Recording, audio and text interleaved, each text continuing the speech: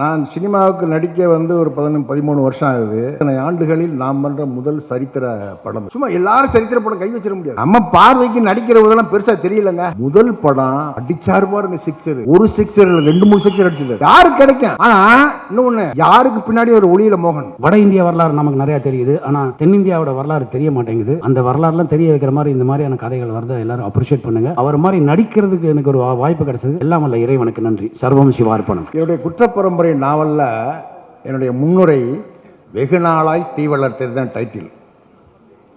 குற்றப்பரம்பரை நாவலோட முன்னுரைக்கு வெகு நாளாய் தீ வளர்த்தேன் டைட்டில். எனக்குள்ள சில வருஷங்களா மோகன்ஜின்னு ஒரு இயக்குனர் தமிழுக்குள்ள வந்ததுலேருந்து அப்படியே எனக்குள்ள ஒரு அப்படியே இந்த தீ வளர்ந்துக்கிட்டே இருந்துச்சு, எரிஞ்சுக்கிட்டே இருந்துச்சு. இவர் படத்தில் எப்படா நடிக்க போகிறோம் அப்படின்னு வந்துச்சு ஒரு வாய்ப்பு. ருத்ரதாண்டவம் வந்து எல்லாம் போகிறோம்.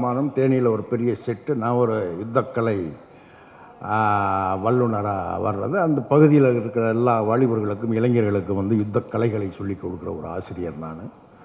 அப்படி ஒரு பெரிய கேரக்டர். என்னென்னா வரும் வரும் வரும் அழைப்பு வரும் வரும்னு வெயிட் பண்ணால் வரவே இல்லை. என்ன காரணம்னா கொரோனா டைம்.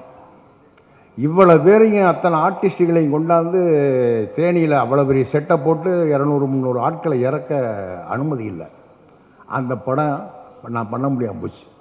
அந்த தீ அப்படி வளர்ந்துக்கிட்டே இருக்கு. திடீர்னு ஒரு ஃபோன் வந்தது.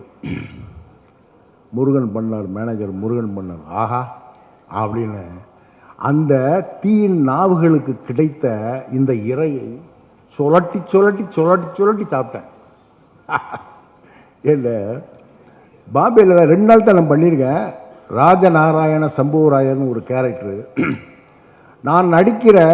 நான் சினிமாவுக்கு நடிக்க வந்து ஒரு 13 வருஷம் ஆகுது.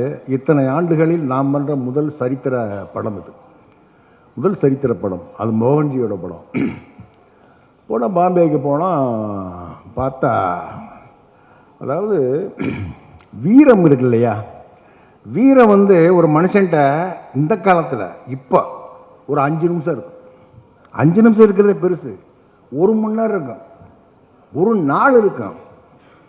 ஏன்னா ஒரு மனுஷனுடைய முழு வாழ்க்கையும் முழு அத்தனை கணங்களும் ஒரு வீரனாவே வீரத்தோட வாழ்றதுக்கு பத்தியா, அது வந்து மோகன்ஜியால தான் முடியும்.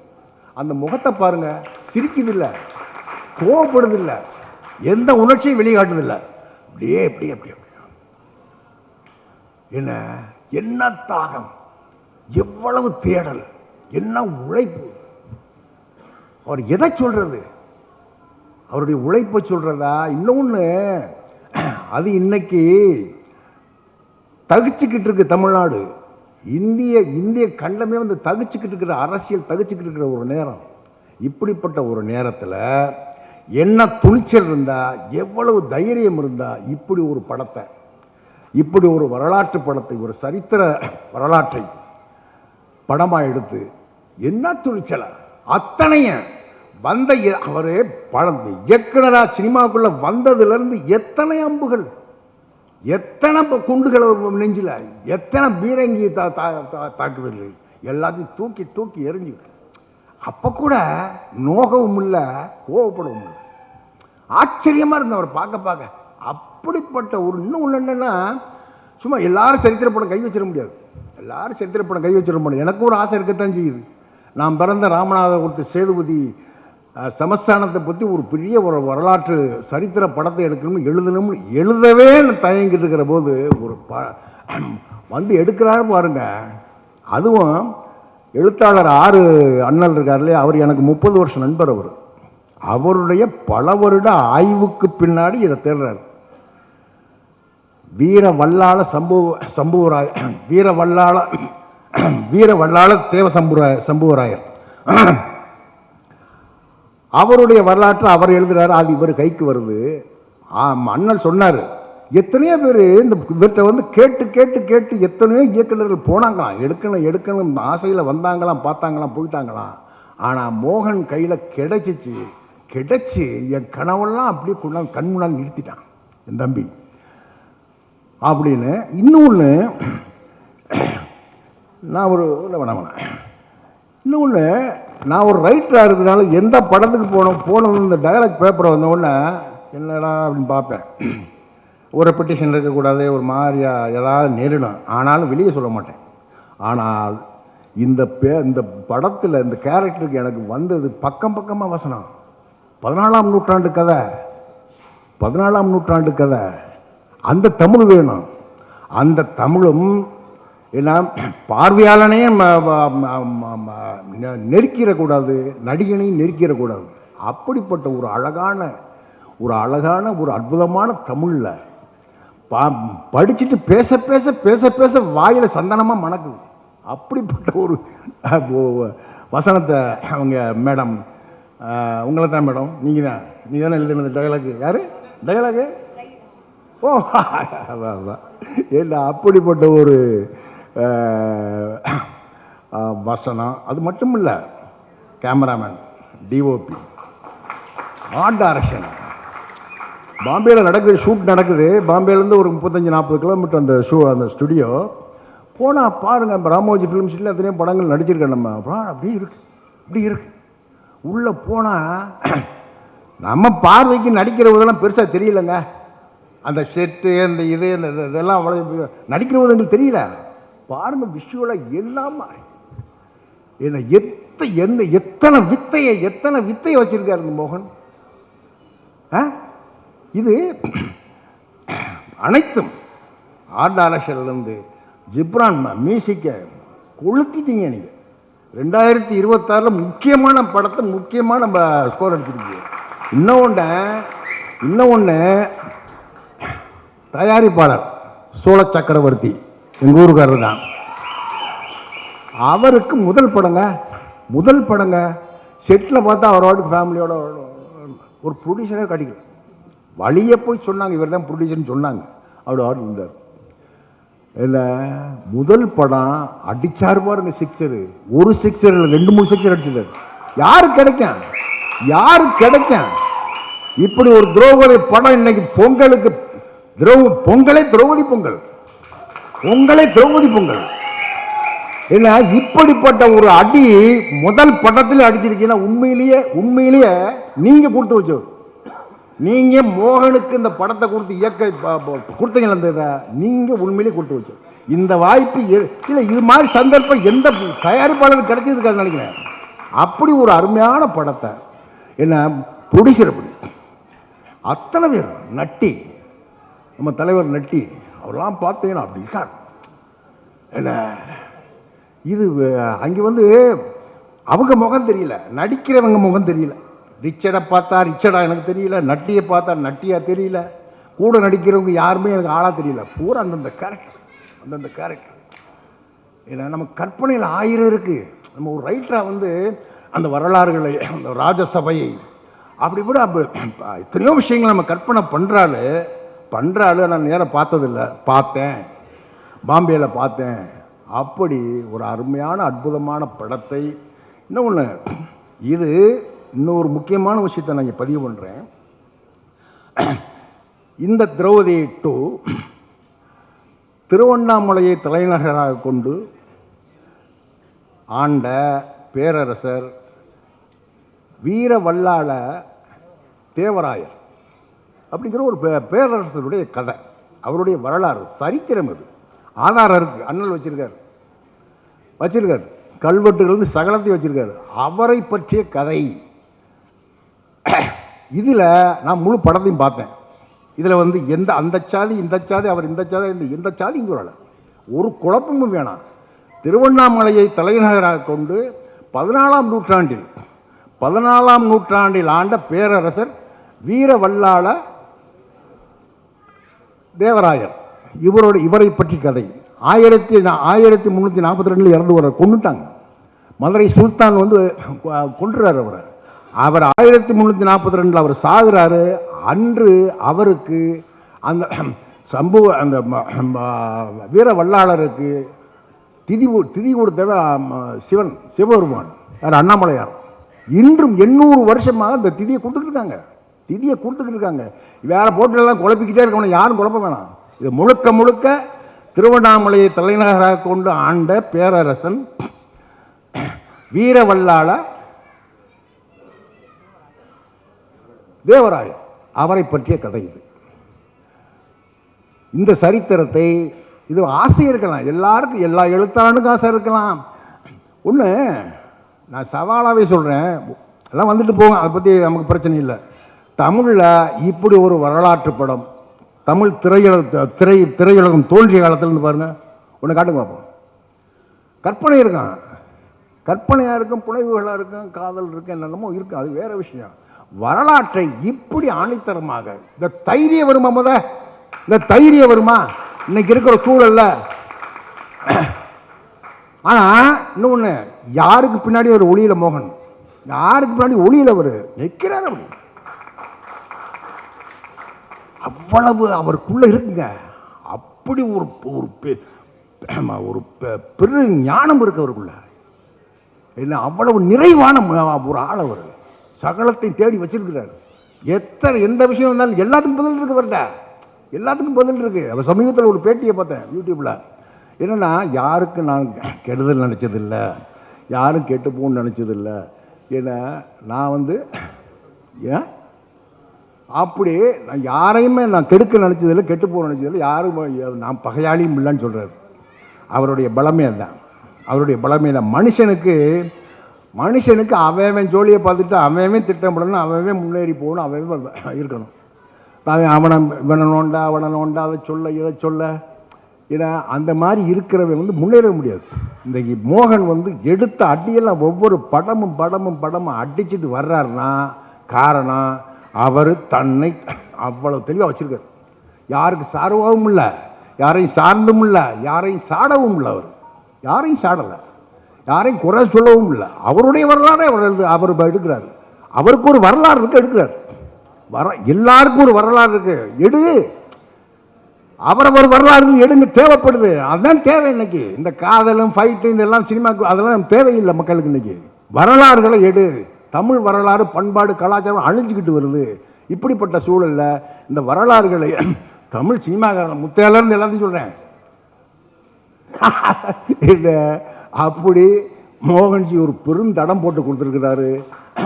மோகன்ஜி வாங்க, பொங்கலுக்கு வாங்க, தெக்கத்தி கதவுகளெல்லாம் திறந்துருக்கு, உங்களுக்காக தெக்கத்தி வீதிகளெல்லாம் திறந்துருக்கு. வாங்க, திரௌபதி 2 மிகப்பெரிய வெற்றி அடையும். இந்த படத்தில், இந்த திரைப்படத்தில் நானும் மோகனோடு இருக்கிறது எனக்கு ரொம்ப சந்தோஷம், ரொம்ப பெருமையாக இருக்குது. நன்றி, வணக்கம். எல்லாருக்கும் வணக்கம். பத்திரிகை ஊடக நண்பர்கள் எல்லாருக்கும் என்னுடைய வணக்கம். அண்ட் இது எப்படி ஸ்டார்ட் பண்ணுறதுன்னு எனக்கு தெரியல. என்னென்னா, எனக்கு இப்படி இந்த படத்தில் நடிக்கிறதுக்கான ஒரு ஆப்பர்ச்சுனிட்டி கொடுத்ததுக்கு மோகன்ஜி அவர்களுக்கும், எங்கள் தயாரிப்பாளர் சக்கரவர்த்தி சார் அவர்களுக்கும் என்னுடைய மனமார்ந்த நன்றி சார். இதில் ஒரு முக்கியமான விஷயம் என்னென்னா, மோகன்ஜி ஸ்டார்ட் பண்ணும்போது எப்படி ஸ்டார்ட் பண்ணார்னா, முகலாய ஆக்கிரமிப்பை பற்றி உங்களுக்கு என்ன தெரியும் அப்படின்னாரு. என்னடா வரலாறுக்கு போயிட்டார் ஸ்ட்ரெயிட்டாக, எப்படி இது என்ன எனக்கு நம்ம கார்ட்டூனிஸ்ட் மதன் சார் எழுதின வந்தார்கள் வென்றார்களை படிச்சுட்டு, ஸோ அது தெரிஞ்ச மாதிரி நான் அதுலேருந்து கொஞ்சம் ரீகலெக்ட் பண்ணி, என்ன அவங்க வந்தபோது நிறையா அட்ராசிட்டி நடந்தது, அதில் ரொம்ப பாதிக்கப்பட்டவர்கள் வடக்கும் கிழக்கும் மேற்கும் தான் பாதிக்கப்பட்டாங்கன்னு, இல்லை தென்னகமும் பாதிக்கப்பட்டதுன்னு சொல்லிட்டு அதில் ஒரு சின்ன சாம்பிள் ஒன்று சொல்கிறேன்னு சொல்லிட்டு தான் இந்த கதையை சொன்னார் வல்லாள மகாராஜா. அதை கேட்கும்போது எனக்கு பெரிய ஷாக்கிங்காக இருந்தது. இப்படிலாம் நம்ம ஊரில் நடந்திருக்கு, இந்த வரலாறை நம்ம இதுக்கு முன்னாடி படிக்கலையே.